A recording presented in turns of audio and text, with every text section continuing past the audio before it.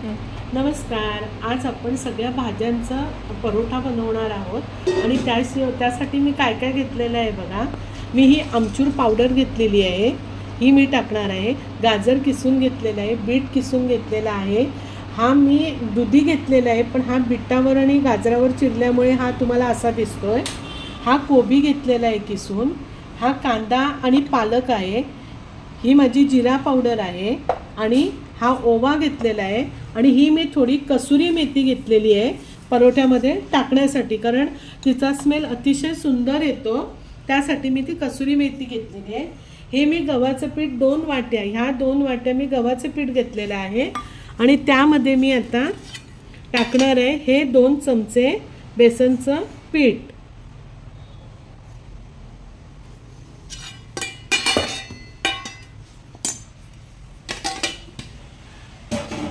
आणि हे आता आपण चांगलं मिक्स करून घेऊया.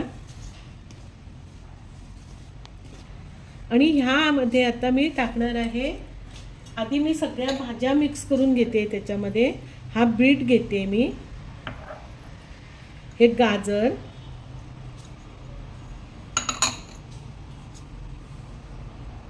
हा दुधी मिक्स करून घेते. दुधी मी जरा पूर्ण वाटी भरून घेतलेला आहे दुधी.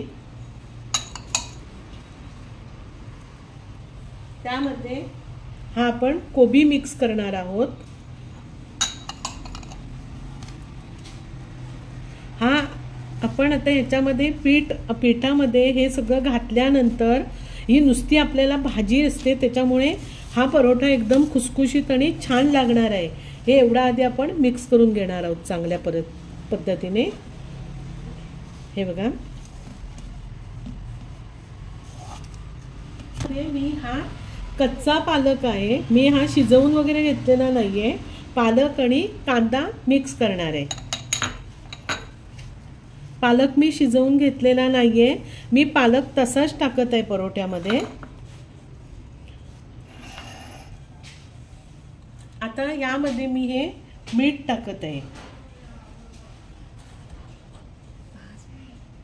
मी 1.5 चमचा मीठ टाकत आहे त्यामध्ये आपण हे थोडंसं मिरची पावडर टाकणार आहोत. 1.25 चमचा मी मिरची पावडर टाकत आहे.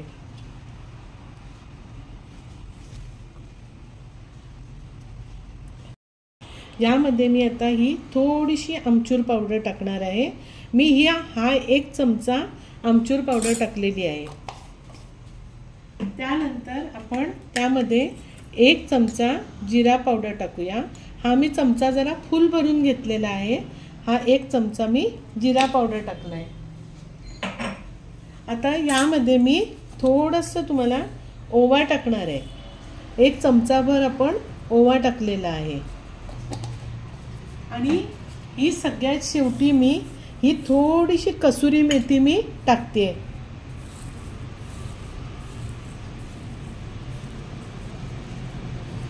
ही थोडीशी कसुरी मेथी टाकणार आहे.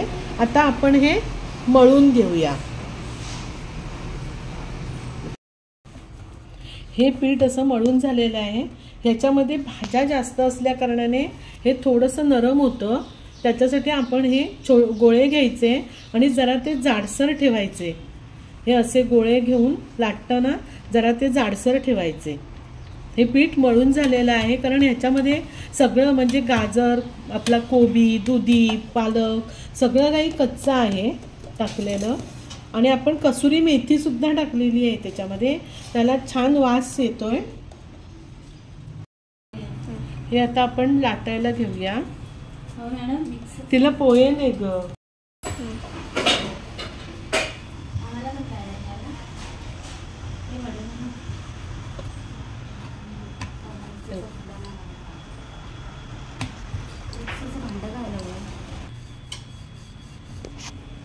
आता आपण असा लाटून घेऊया. तुम्ही बघू शकता ह्याच्यामध्ये पिठापेक्षा जास्त भाज्या आहेत. आणि हा आता आम्ही लाटून घेतलेला आहे, आम्ही तव्यावर टाकते. हा आता आपण उलटा फिरवलेला आहे आणि याला मी वरून तूप लावत आहे. तुम्हाला आवडतं तुम्ही अमूल बटर लावू शकता. मी घरामध्ये गावठी तूप होतं म्हणून मी तूप लावत आहे. आणि हा परोठा बघा. पण आता दुसऱ्या साईडने पण लावून घेणार आहोत.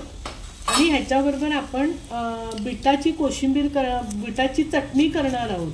कोथिंबीर वगैरे घालून बिटाची चटणी करणार आहोत आणि ती खूप छान लागते. तयार आहे. त्याच्यासाठी मी ह्या 4-5 पाकळ्या लसणीच्या घेतलेल्या आहेत आणि अर्धा बीट घेतलेला आहे. हा बीट आणि लसूण टाकली.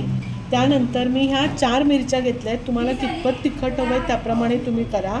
आणि ही कोथिंबीर घेत आहे. आणि हे आता आपण सगळं दही घालून याच्यामध्ये मीठ टाकणार आहोत आणि दही घालून आपण ही चटणी वाटून घ्यायची आहे.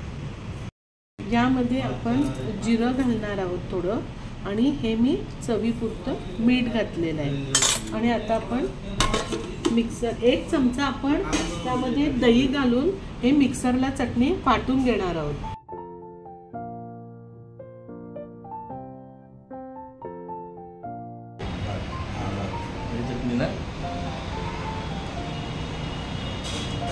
एक नंबर. ते तयार आहेत आणि हे खूप छान लागत आहेत. बिटाची चटणी सुद्धा तुम्हाला मिरचीचं प्रमाण कमी हवं असेल तर तुम्ही टाकू शकता. बिटाची चटणी सुद्धा खूप छान लागते आणि या परोठ्यांची टेस्ट खूपच वेगळी असते. तुम्ही नक्की करून बघा आणि मला सबस्क्राईब करा, लाईक करा, शेअर करा आणि बेल आयकॉनचं बटन दाबायला विसरू नका. आणि हे करून बघा आणि कमेंट्स नक्की करा. धन्यवाद.